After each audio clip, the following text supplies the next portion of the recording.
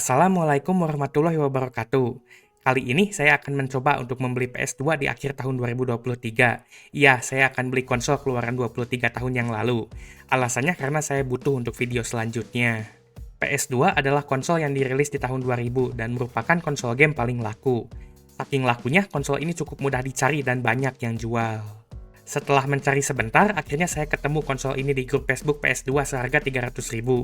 Ini PS2 Slim seri 7000 yang sudah di matrix, tapi gak ada Robi harddisknya. Akhirnya saya beli Robi harddisknya secara terpisah. Setelah beberapa hari, akhirnya barangnya sampai dan langsung saya unboxing. Saat proses unboxing, saya agak kaget juga ternyata kecil banget PS2 Slim tuh. Seingat saya tuh gak sekecil ini.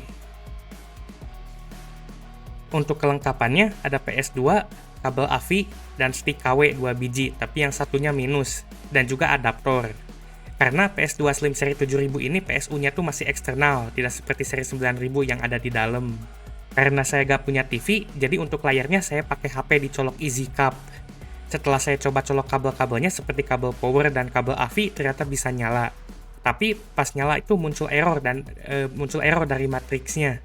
Ini wajar karena belum kita pasang penyimpanan. Selain beli PS2, saya juga beli Robi harddisk internal laptop 2.5 inch 500GB seharga 80.000 dan juga enclosure-nya seharga 30.000. Saya beli harddisk karena kalau beli Aldo SSD itu bakal mubazir karena PS2 tuh USB-nya tuh masih 1.1, jadi gak akan ada bedanya. Saya coba pasangin Robi harddisknya ke enclosure dan saya coba cek isinya. Isi harddisknya maksudnya.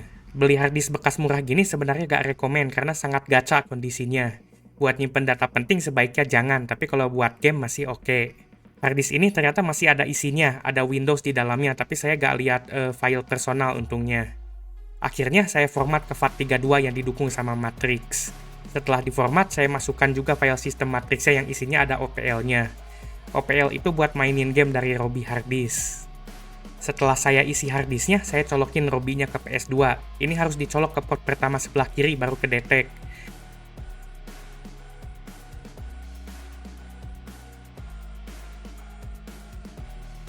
Dan bisa masuk ke menu dan juga OPL. Tapi ini belum ada gamenya. Akhirnya saya coba bikin folder DVD lalu masukkan ISO gamenya ke folder tersebut. Setelah saya copy, saya coba colokin lagi harddisknya.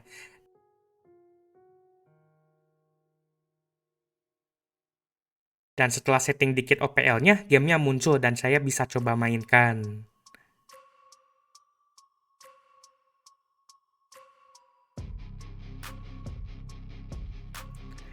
Ternyata 100% work. Saya bisa main game PS2 di PS2 ini.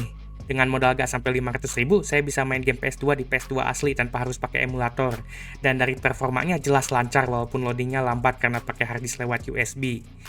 Kesimpulannya, untuk sekarang kalian masih bisa mendapatkan PS2 dengan harga terjangkau dan cukup mudah, karena stoknya belum terlalu langka.